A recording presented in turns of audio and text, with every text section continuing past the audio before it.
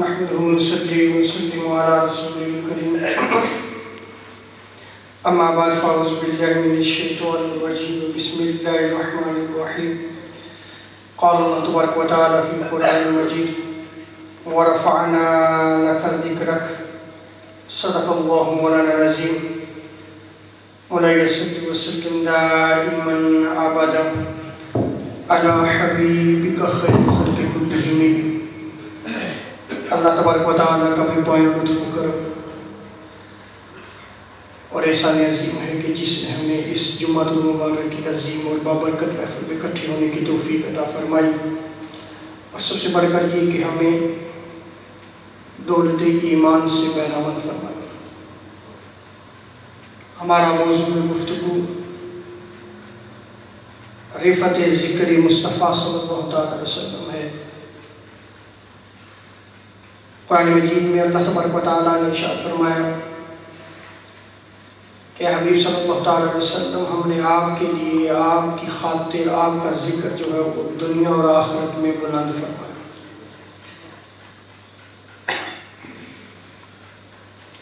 حضرت ابو سعید خدری سے روایت ہے کہ تاجدار کائنات صلی اللہ علیہ وسلم کی بارگاہ میں جب جبریل امین علیہ السلام تشریف لائے، عرض کی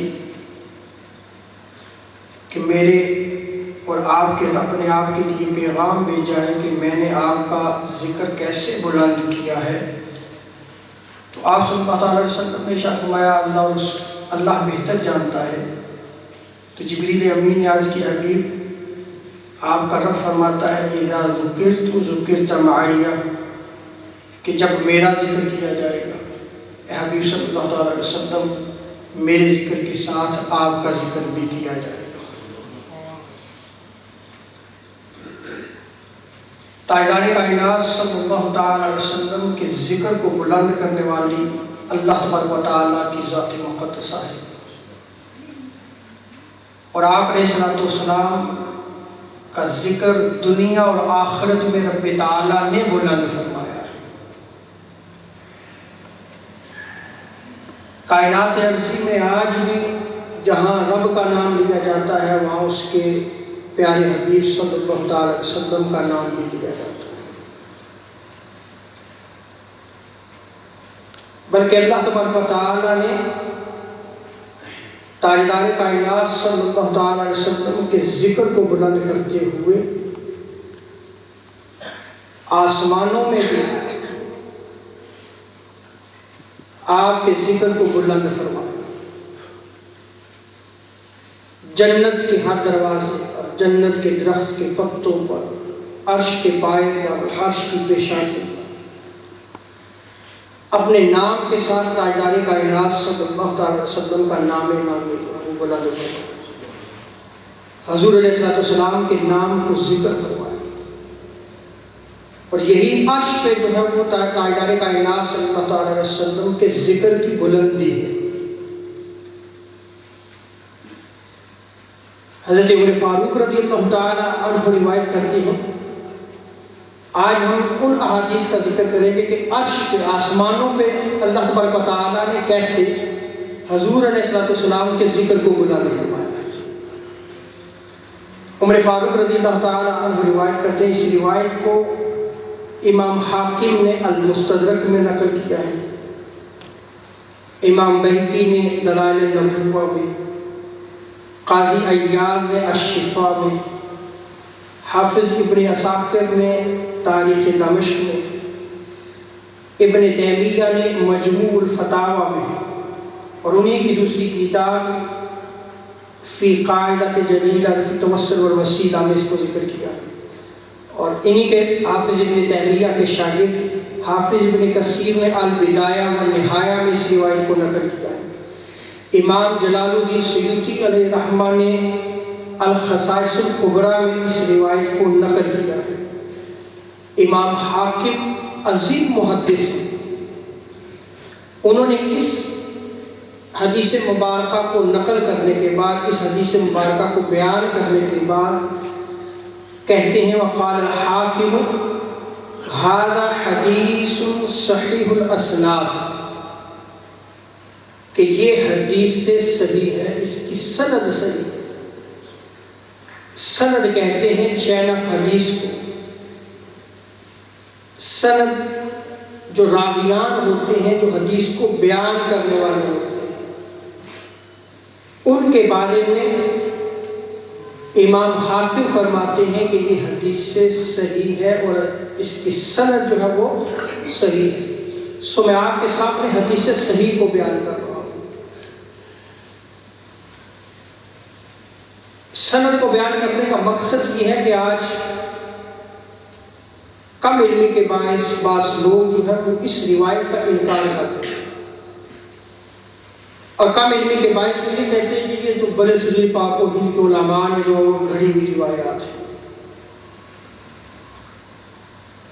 امام حاکم عظیم محدث ہیں، انہوں نے اس روایت کو نقل کیا ہے. امام جلال الدین سیوطی علیہ رحمہ جنہیں 72 سے زائد مرتبہ جو ہے وہ حضور علیہ السلام کی حالت بیداری میں زیادہ ہوئی، انہوں نے نقل کیا ہے. امام قاضی عیاض جو ہیں جنہیں امام نووی عظیم محدث ہیں، ایز اتھارٹی جو ہے وہ جب حدیث کی شرح کرتے ہیں تو انہیں نقل کرتے ہیں. ان قاضی عیاض نے اس کو شفا میں نقل کیا ہے. ابن تیمیہ نے نقل کیا ہے جو آج اس حدیث کا انکار کرتے ہیں، ان کے امام نے اس کو نقل کیا ہے. حافظ ابن کثیر نے اس کو نقل کیا ہے. عن عمر بن الخطاب رضی اللہ تعالی عنہ قال قال رسول اللہ صلی اللہ تعالی علیہ وسلم لما اقترف آدم الخطیئۃ قال. راوی بیان کرتے ہیں کہ حضور علیہ السلام نے ارشاد فرمایا کہ جب آدم علیہ السلام سے لغزش سرزد ہوئی، غلطی سرزد ہوئی، تو قال تو عرض کیے اللہ کی بارگاہ یا ربی اسألک بحق محمد لما غفرت، کہ اللہ میں محمد صلی اللہ تعالی علیہ وسلم کے وسیلے سے تجھ سے سوال کرتا ہوں کہ میری اس خطا کو معاف فرما دے. یہ آدم علیہ السلام تاجدار کائنات صلی اللہ تعالی علیہ وسلم کے وسیلہ جلیلہ سے دعا مانگ رہے ہیں. میرا موضوع نہیں ہے وسیلے پہ، لیکن اس حدیث مبارکہ میں دیکھیں کہ سب سے پہلا وسیلہ جو ہے وہ حضرت آدم علیہ السلام نے لیا، اور یہ حدیث سے صحیح ہے، اس کے ایویڈنسز میں دے چکا ہوں. فقال اللہ نے فرمایا یا آدم، اے آدم وکیف عرفت محمدا ولم اخلقہ، اے آدم علیہ السلام آپ محمد صلی اللہ علیہ وسلم کو کیسے جانتے ہیں حالانکہ میں نے انہیں تخلیق نہیں فرمایا. قال یا ربی، حضرت آدم علیہ السلام عرض کرنے لگے یا رب تعالی لأنك لما خلقتني بيدك ونفخت في من روحك، کہ جب آپ نے اپنے دست قدرت سے مجھے پیدا کیا، مجھے تخلیق کیا اور میرے اندر اپنی روح ڈالی، رفعت رأسی، میں نے اپنے سر کو اٹھایا، فرعیت على قواعم العرش مکتوبا لا الہ الا اللہ محمد رسول اللہ، میں نے عرش کے پایوں پہ دیکھا کہ لا الہ الا اللہ محمد رسول اللہ لکھا ہوا. فعلمت، پس میں نے اس وقت جان لیا، انک لم تضف الى اسمک الا احب الخلق الیک، کہ رب تعالیٰ تو نے اپنے اسم مبارک کے ساتھ جس نام کا اضافہ کیا وہ تیرے ہاں بڑی قدر و منزلت رکھتا ہے، وہ بڑا مقام رکھتا ہے، وہ مخلوق میں تمہیں سب سے زیادہ محبوب ہے. فقال اللہ، جب آدم علیہ السلام نے یہ عرض کی تو اللہ تبارک و تعالیٰ نے ارشاد فرمایا صدقت اے آدم، تو نے سچ کہا ہے، اِنَّهُ لَأَحَبُّ الْخَلْقِ إِلَيَّ، مجھے تمام مخلوقات میں سب سے زیادہ میرا یہی تو پیارا حبیب ہے. ادعونی بحقہ فقد غفرت لک، تو نے میرے حبیب کے وسیلے سے بخشش مانگی ہے، مغفرت مانگی ہے، اے آدم جب میں نے تیری خطا کو معاف کیا۔ وَلَوْلَا مُحَمَّدٌ مَا خَلَقْتُكَ، اور اگر میں محمد صلی اللہ علیہ وسلم کو پیدا نہ کرتا تو میں مخلوق کو پیدا نہ کرتا، اے آدم میں تجھے پیدا نہ کرتا۔ اب دیکھیں کیسے رب تعالیٰ عرش میں تاجدار کائنات صلی اللہ تعالیٰ علیہ وسلم کے ذکر کو بلند فرما رہا ہے۔ جب آدم علیہ السلام کی تخلیق ہوئی، اس تخلیق سے قبل ہی آسمانوں پہ ذکر مصطفیٰ موجود تھا۔ جہاں رب تعالیٰ کا ذکر تھا وہاں تاجدار کائنات صلی اللہ علیہ وسلم کا ذکر بھی موجود تھا۔ آدم علیہ السلام نے جب سر اٹھا کے دیکھا تو ہر طرف اللہ کے اسم کے ساتھ محمد صلی اللہ علیہ وسلم کا نام بھی موجود تھا۔ یہ رب تعالیٰ اپنے حبیب کے ذکر کو بلند فرما رہا ہے۔ اور یہ دیکھیں کہ عرش پہ کیسے جو ہے وہ رب تعالیٰ آسمانوں پہ کیسے ذکر کو بلند فرماتا ہے۔ اور ابن تیمیہ نے حضرت میسرہ سے اس روایت کو نقل کیا، یہ دوسرے راوی قال قلت یا رسول اللہ، میں نے حضور کی بارگاہ میں حاضر تھا، عرض کی یا رسول اللہ متى كنت نبیا، یا رسول اللہ آپ کب سے نبی ہیں؟ قال لما خلق اللہ الارض، میسرہ سن میں اس وقت سے نبی ہوں جب رب تعالیٰ نے زمین کو تخلیق فرمایا، میں اس وقت سے نبی ہوں۔ وَاسْتَوَىٰ إِلَى السَّمَاءِ فَسَوَّاهُنَّ سَبْعَ سَمَاوَاتٍ، اور پھر رب تعالیٰ جو ہے وہ آسمان کی طرف متوجہ ہوا اور اس نے اسے 7 آسمانوں میں تقسیم فرمایا، میں اس وقت سے نبی ہوں۔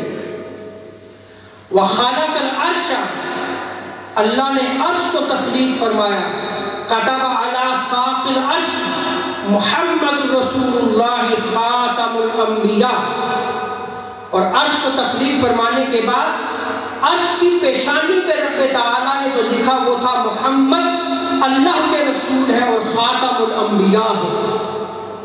سو عرش کی پیشانی پہ کیا لکھا ہوا ہے؟ محمد رسول اللہ خاتم الانبیاء صلی اللہ علیہ وسلم، یہ عرش کی پیشانی پہ لکھا ہوا۔ حضور شاہ فرماتے ہیں میں اس وقت سے نبی ہوں۔ وَخَلَقَ اللَّهُ الْجَنَّةَ، پھر رب تعالیٰ نے جنت کو بنایا، میں اس وقت بھی نبی تھا۔ الَّتِي أَسْكَنَهَا آدَمَ وَحَوَّا، اور پھر اس میں آدم اور حوا علیہ السلام کو بسایا۔ فَقَتَبَ اسْمِي عَلَىٰ أَبْوَابِ وَالْأَوْرَاقِ وَالْقِبَابِ وَالْخِيَامِ، اور پھر رب تعالیٰ نے جنت کے دروازوں پہ، درختوں کے پتوں پہ، خیموں پہ، محلات پہ میرا نام لکھا۔ جنتی جنت میں جائیں گے تو محل لکھا جائے گا یا نہیں لکھا جائے گا؟ ہر محل پہ محمد صلی اللہ علیہ وسلم کا۔ جنت میں درخت ہیں یا نہیں ہے؟ ہر درخت کے پتے پہ تاجدار کائنات صلی اللہ علیہ وسلم کا نام ہے۔ جنت کے دروازوں پہ تاجدار کائنات صلی اللہ علیہ وسلم کا نام ہے۔ ایک سوال ہے، کیا یہ نام آج ہمارے دلوں میں موجود ہے؟ کیا ہم اس نام کا وظیفہ کرتے ہیں؟ بہت سارے اولیاء کرام اس میں محمد کا وظیفہ کیا کرتے ہیں اور تصور کرتے ہیں کہ دل پہ محمد صلی اللہ علیہ وسلم لکھا ہوا، اور جو شخص یہ وظیفہ کرے اس کو صفائے قلب حاصل ہوتا ہے، دل کی صفائی میسر آتی ہے، دل پاک ہوتا ہے کہ جب وہ تصور کرتا ہے کہ میرے دل پہ محمد صلی اللہ علیہ وسلم لکھا ہوا ہے۔ دیکھیں رب تعالیٰ جو ہے وہ حضور علیہ السلام کے ذکر کو عرش پہ بھی کیسے بلند فرما رہا ہے۔ پھر تاجدار کائنات صلی اللہ علیہ وسلم ارشاد فرماتے ہیں کہ میں اس وقت بھی نبی تھا، وآدم المقام بین الروح والجسد، کہ جب آدم علیہ السلام ابھی روح اور جسم کے درمیانی مرحلہ میں تھے، میں اس وقت بھی نبی تھا۔ تاجدار انبیاء صلی اللہ علیہ وسلم شاہ فرماتے ہیں فلما احیاہ اللہ تعالی، جب آدم علیہ السلام کو رب تعالیٰ نے پیدا فرمایا، نظر الی العرش، آدم علیہ السلام نے نگاہ کی عرش کی طرف، فرعا اسمی، اور میرے نام کو دیکھا، فاخبرہ اللہ، اب دیکھیں پھر تاجدار کائنات صلی اللہ علیہ وسلم کے ذکر کو رب تعالیٰ جو ہے وہ آسمانوں پہ کیسے بلند فرماتا ہے کہ آدم علیہ السلام کو خبر دیتے ہوئے رب تعالیٰ شاہ فرماتا ہے انہو سید ولدک، اے آدم کہ تیری اولاد کا سردار ہے، یہ تیری اولاد کا سردار ہے۔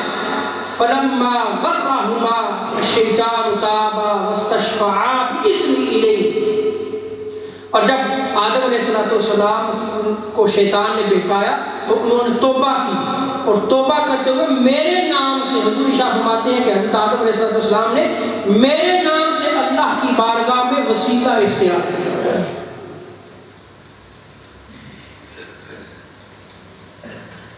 تیسری روایت حضرت عمر فاروق رضی اللہ تعالیٰ عنہ روایت کرتے ہیں، اس روایت کے بھی الفاظ مختلف ہیں، تیسری روایت نقل کر رہا ہوں، اور اس روایت کو امام طبرانی نے معجم الصغیر میں اور معجم الاوسط میں نقل کیا ہے، ابن تیمیہ نے مجموع الفتاوی میں، امام حیثمی نے مجمع الزوائد میں، اور امام جلال الدین سیوطی علیہ رحمہ نے جامع الاحادیث میں اس روایت کو نقل کیا ہے۔ ایویڈنسز میں اس لیے دیتا ہوں کہ آج ہماری نوجوان نسل کے سامنے جب ان روایات کو بیان کیا جاتا ہے تو وہ کہتے ہیں کہ تو حدیث ہی نہیں ہے، انکار کر دیتے ہیں۔ عظیم محدثین ان روایات کو نقل کرتے ہیں، تاجدار کائنات صلی اللہ علیہ وسلم کے ان فرامین کو انہوں نے نقل کیا ہے، اپنی کتابوں میں درج کیا ہے۔ عن عمر بن الخطاب رضی اللہ تعالی عنہ قال قال رسول اللہ صلی اللہ تعالی علیہ وسلم لما اذنب آدم علیہ السلام الذنب الذي اذنبه رفع رأسه الى العرش فقال اسألك بحق محمد صلی اللہ تعالی علیہ وسلم الا غفرت لي، جب حضرت آدم علیہ السلام سے غلطی سرزد ہوئی تو انہوں نے اپنا سر عرش کی طرف اٹھایا اور سوال کیا رب تعالیٰ سے، اے رب تو محمد صلی اللہ علیہ وسلم کے وسیلے سے مجھے معاف فرما دے۔ فَأَوْحَى اللَّهُ إِلَيْهَ وَمَا مُحَمَّدٌ وَمَنْ مُحَمَّدٌ، دیکھیں کیسے ذکر مصطفیٰ بلند ہو رہا ہے۔ رب تعالیٰ نے حضرت آدم علیہ السلام کی طرف وہی فرمائی، پوچھا کون محمد؟ فقال تبارک اسمک لما خلقتنی رفعت رأسی الى عرشک فرأیت فیہ مکتوبا لا الہ الا اللہ محمد رسول اللہ۔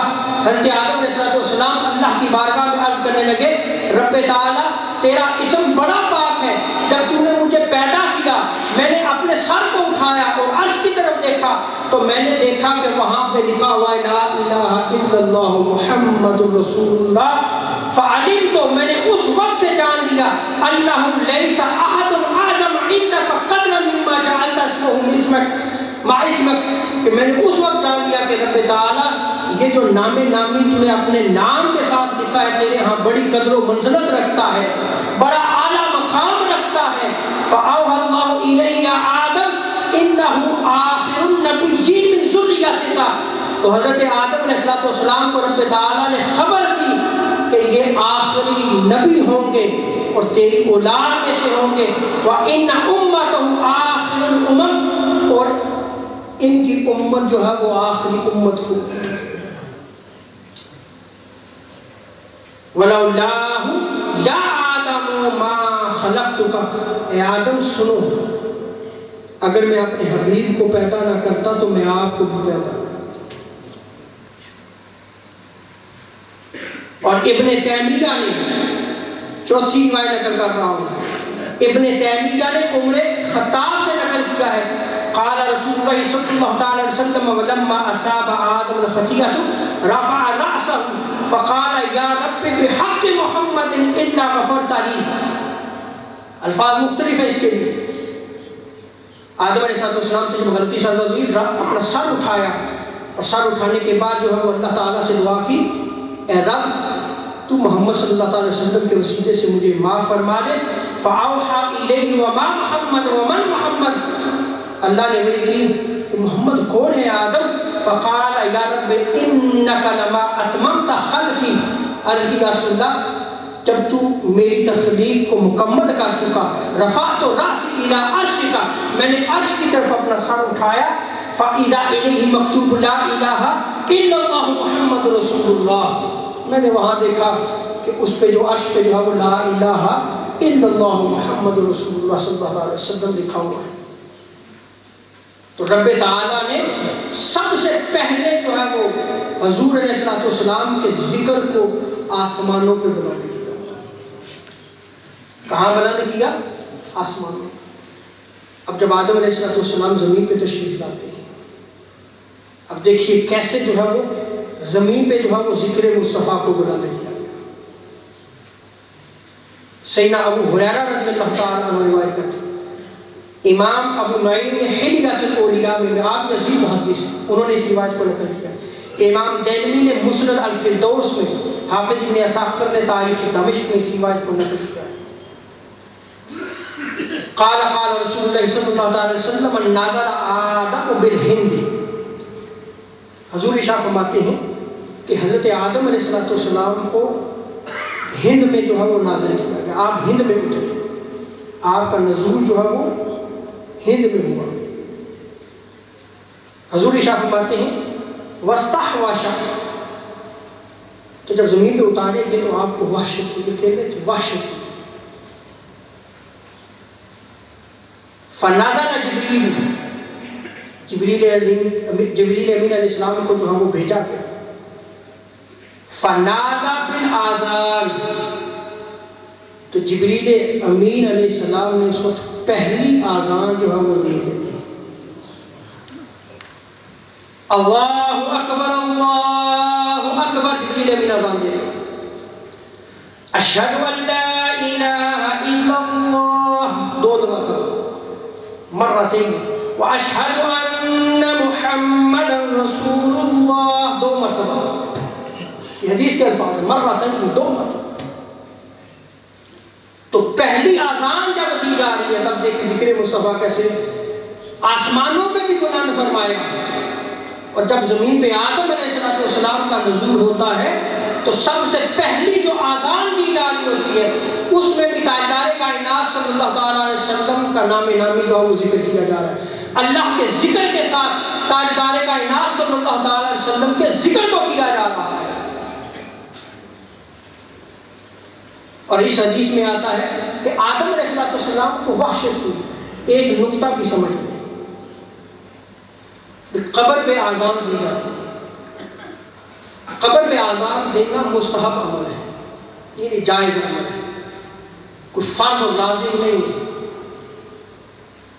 اور کیوں آذان دی جاتی ہے فقہا بیان کرتے ہیں کہ آذان اس لیے دی جاتی ہے کہ جب مردے کو دفنایا جاتا ہے اس کو وحشت ہوتی ہے. کیا ہوتی ہے؟ اس کو خوف آتا ہے, اس کے لیے ایک نیا مقام ہوتا ہے, اس کو ڈر لگتا ہے اور اس کی آزمائش ہوتی ہے. اور یہ حضور کا بھی فرمان ہے کہ جب تمہارے اوپر آزمائش اترے تو تم آذان دیا کرو. اسی لیے فقہا نے کہا ہے کہ قبر کے قریب آذان جب تم دو تو اس سے جو ہے اس مردے کی وحشت دور ہوگی. مستحب عمل ہے. جیسا کہ اس روایت میں دیکھیں کہ آدم علیہ السلام کو جب وحشت ہوئی تو جبریل امین آ رہے اور آذان دے گئے اور وہ وحشت دور ہو جاتی. قال آدم من محمد, راوی بیان کرتے ہیں کہ پھر پوچھا گیا کہ محمد کون ہے. قال آدم, آدم نے پوچھا کہ محمد کون ہے. قال آخر والدک من الانبیاء, آپ کو خبر دی گئی کہ یہ آپ کی اولاد میں سے ہیں اور یہ نبیوں میں سب سے آخر میں تشریف لاتے ہیں. اللہ تعالیٰ جو ہمیں تاجدار کائنات صلی اللہ تعالیٰ علیہ وسلم کے مقام و مرتبہ کو سمجھنے کی توفیق عطا فرمائے. وَرَفَعْنَا لَكَ ذِكْرَكَ کہ ہم نے آپ کا ذکر آپ کی خاطر جو ہے وہ بلند کر. یہ انشاءاللہ تبارک و تعالیٰ موضوع جاری رہے گا. اگلے جمعہ مبارک میں بھی ورفعنا لک ذکرک کے حوالے سے دیگر احادیث کو جو ہے نقل کیا جائے گا، اور اگلے جمعہ المبارک میں جو احادیث ہوں گی وہ تاجدار کائنات صلی اللہ علیہ وسلم کے فرامین ہوئی، صحابہ کے اقوال کو نقل کروں گا کہ کیسے جو وہ حضور علیہ الصلوۃ والسلام کے ذکر کو جو ہے وہ بلند کرتا ہے۔ اللہ تعالیٰ ہمیں تاجدار کائنات صلی اللہ تعالیٰ علیہ وسلم کی محبت عطا فرمائے۔ آخر میں جیسے کہ پچھلے جمعہ مبارک میں بھی اعلان کیا گیا تھا، یہ بات یاد رکھیں کہ مسلمان جہاں بھی آباد ہوئے، یہ میں اسلاف کی بات کرتا ہوں، جہاں بھی آباد ہوئے تو مسجد بنائے اور اسی مسجد کے ساتھ ایجوکیشن سسٹم کو ڈیولپ کیا ہوا ہے۔ یہ مسلمانوں کی تاریخ ہے۔ ایک ہی ایویڈنس دیتا ہوں آپ کو یاد رہے گا، الازہر یونیورسٹی آج بہت بڑی یونیورسٹی ہے، پوری دنیا سے لوگ پڑھنے جاتے ہیں، پوری دنیا سے، کائنات ارضی میں جہاں مسلمان بستا ہے الازہر یونیورسٹی میں پڑھنے جاتے ہیں۔ مسجد جو قائم کی گئی اور اسی مسجد کے ساتھ ایک اسلامک ایجوکیشن سینٹر قائم کیا گیا، آج وہ ایک عظیم یونیورسٹی بن چکی ہے۔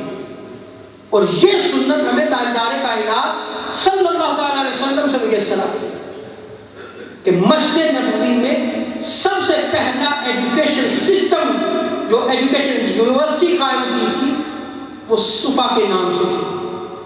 کیا تھی؟ صفا کے نام تھی، اور ریزیڈنس وہاں پہ تھا، اسٹوڈنٹس وہاں رہتے تھے، ان کو ایجوکیشن دی جاتی تھی، تعلیم کی جاتی تھی، ان کے کھانے پینے کا اہتمام کیا جاتا تھا، فری ایجوکیشن تھی۔ تو یہ کنسیپٹ جو ہے وہ مسلمانوں نے دیا ہے۔ الحمدللہ جامعہ مسجد غوثیہ مسجد میں مسجد کمیٹی کے ممبران نے بڑی کاوشیں کی، اور بالخصوص اس کاوش میں ڈاکٹر سلیم صاحب کو جو ہے وہ بالخصوص ذکر کیا جائے گا، اس لیے کہ انہوں نے بہت کاوش کی، اور ان کی کوششوں سے الحمدللہ اقرا اکیڈمی کے نام سے جو ہے عظیم ایجوکیشن سسٹم کا قیام عمل میں آ چکا ہے۔ اور یہ خوشخبری میں نے پچھلے جمعہ کے مبارک میں آپ کو دی تھی، اور ستمبر میں جو ہے اس کی اوپننگ بھی ہوگی۔ اب دیکھیں کہ یہ کاوش ہمارے یہ نوجوان کر رہے ہیں، اللہ تعالیٰ ان کی زندگیوں میں برکتیں عطا فرمائے، ان کے گھروں میں سکھ اور چین عطا فرمائے، اور یہ مزید آگے بڑھتے چلے جائیں۔ آج یہ ایک سکول ہے، ہماری دعا ہے کہ یہ عظیم یونیورسٹی بنے۔ میں نے ایگزامپل دے دیا، اور جس سوسائٹی میں ہم رہ رہے ہیں اس کی اشد ضرورت ہے کہ ہر مسجد کے ساتھ ایک اسلامک سینٹر، ایک ایجوکیشن سسٹم ہونا چاہیے، تاکہ ہماری نسلیں جو ہے وہ اسلام کو حاصل کریں، اسلام کے تصور کو سمجھیں، اسلام کے امن کے دین کو سمجھیں۔ اور جب تک یہ ہم سسٹم قائم نہیں کریں گے ہم کامیاب و کامران نہیں ہو سکتے۔ آج آپ اس یوکے کے ایجوکیشن سسٹم کو ہی دیکھ لیں، ہر ایجوکیشن سسٹم جہاں فری ایجوکیشن ہے ایک چرچ کے اندر ہے، کیسے ڈیولپ ہے؟ تو ہمیں بھی کوشش کرنی ہوگی، اور یہ تاجدار کائنات صلی اللہ تعالیٰ علیہ وسلم نے معاشرے میں تعلیم پھیلانے کے لیے جو اپنی سنت سے اس عمل کو زندہ کیا تھا۔ تو آپ تمامی حضرات سے گزارش ہے کہ یہ بچیوں کے لیے جو ہے اس کی اوپننگ ہوئی ہے، تو تمامی حضرات سے گزارش ہے کہ جو اپنی بچیوں کا ایڈمیشن کروانا چاہتے ہیں وہ کمیٹی ممبران سے جو ہے وہ رابطہ کریں۔ میری آخر میں پھر دعا ہے کہ رب تعالیٰ تمام کمیٹی ممبران کی عمر میں، زندگی میں، ان کے کاروبار میں، ان کے رزق میں برکت عطا فرمائے، اور یہ مزید جو ہے وہ اسلام کی سربلندی کے لیے کوششیں کرتے رہیں۔ اللہ تعالیٰ عمل کی توفیق عطا فرمائے، سنتے عطا فرمائے۔